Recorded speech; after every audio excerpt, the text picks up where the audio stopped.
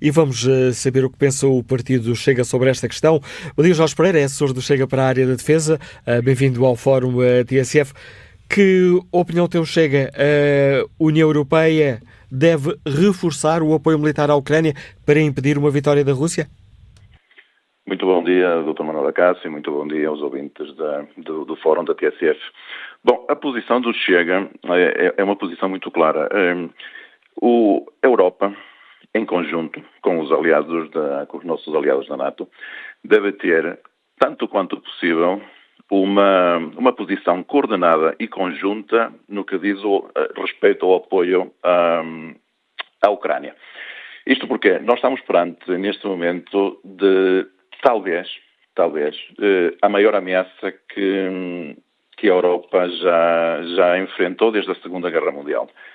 Temos um presidente que foi, no fim de semana, reeleito num processo eleitoral questionável, como todos sabemos. Tem ambições nitidamente imperialistas, está documentado, anseia, talvez por uma questão de deixar um legado para a posteridade, anseia reconstruir o antigo Império, o Império Russo ou a antiga União Soviética, e considerando a Ucrânia um território fundamental, que nem ele próprio considera como um país, considera um território naturalmente pertencente à Rússia, tudo fará para tentar dominar e afastar a Ucrânia da área da influência do Ocidente. É certo que o Ocidente aproximou-se da Ucrânia, principalmente a NATO, é uma realidade, mas há uma questão que nós temos que considerar. O Ocidente aproximou-se das fronteiras da Rússia não por uma questão, não sejamos ingênuos, havia uma questão estratégica, obviamente, mas foi principalmente pela vontade desses povos se aproximarem do Ocidente. Isso foi algo que nunca foi bem visto pela liderança russa, como é óbvio, e estamos perante tudo isto que estamos a viver atualmente. Obviamente que a Ucrânia, sem o apoio ocidental, não terá hipótese de sobreviver a este conflito, precisamente pela falta desse apoio, principalmente no que diz respeito às munições de artilharia, 155mm, etc., houve já uma tentativa de alterar todos os objetivos de curto prazo no que diz respeito ao conflito. Estamos já numa fase em que se estão a tentar não avançar no terreno, mas consolidar ou tentar defender as posições que já estão consolidadas, e passou-se para uma fase interessantíssima, que é o ataque coordenado a objetivos económicos russos. Neste momento, e através de um processo interessantíssimo também no que diz respeito à chamada reengenharia, estão-se a adaptar drones dos anos 70, os Tupolev 141, 143, por exemplo, para atingir alvos dentro do território russo, em profundidade, e neste momento mais de 12% da capacidade de refinação da Rússia está comprometida. Para além disto, temos um processo que também não é inocente, coordenado, de grupos que se dizem dissidentes russos, que já começam a atacar território russo a partir da Ucrânia, como já assistimos em Belgorod.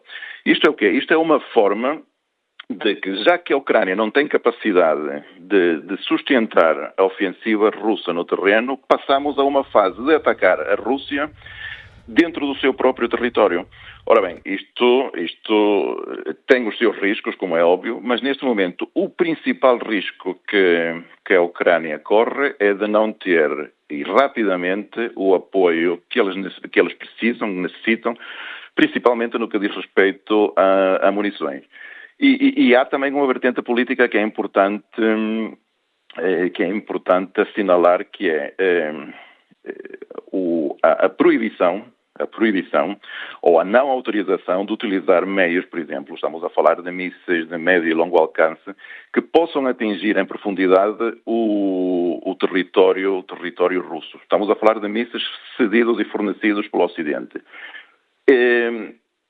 Obviamente que o Ocidente que receia uma escalada deste conflito, atingir em profundidade objetivos na Rússia pode, e pelas ameaças recorrentes de Putin e de Medvedev, pode levantar, pode acenar como o fantasma do nuclear, mas neste momento a pergunta que nós temos que fazer é o seguinte: qual é a alternativa? Deixamos a Rússia consolidar o seu objetivo de conquistar a Ucrânia, não sabendo depois o que acontecerá, por exemplo, com os países bálticos. Já temos movimentos para tentar desestabilizar territórios dentro da Roménia, na Moldávia, no sul da Ucrânia. Portanto, a Europa está perante um desafio enorme. E perante esse desafio, a Europa deve estudar ou admitir a possibilidade de colocar tropas no terreno? Bom, isso o presidente do Chega, o Dr. Helena Ventura, já deixou isso muito claro. Isso só seria o último dos últimos recursos e obviamente, se fosse uma decisão tomada em conjunto com todos os nossos aliados da NATO. Portugal, neste momento, pela terrível situação das nossas Forças Armadas, não tem a mínima hipótese de tomar uma iniciativa, nem o deve fazer, uma iniciativa desse género isolada. As Forças Armadas nacionais passam por um problema crítico, gravíssimo, que uma grande parte do poder político, principalmente os partidos mais à esquerda, teimam em não ver. Nós perdemos nos últimos 8, 9 anos, perdemos perto de 11 mil militares. No último trimestre, fechadas as contas de todos os efetivos das nossas Forças Armadas, nós perdemos num ano perto de mil elementos. Portanto, nós estamos numa situação absolutamente crítica, quase de ruptura. Deixe-me aproveitar, estamos quase aqui a terminar a primeira parte do Fórum TSF. Isso significa para o Chega Portugal deve reforçar o investimento em defesa, cumprindo a atual meta dos 2%? Sim, nós sempre defendemos isso. Mas acima de tudo, isto é uma questão que vai para além do Chega. Isto é uma questão de soberania nacional, de prioridade nacional. Nós precisamos de um amplo consenso, de uma discussão profunda e séria daquilo que nós queremos das Forças Armadas e, acima de tudo, temos que ser realistas.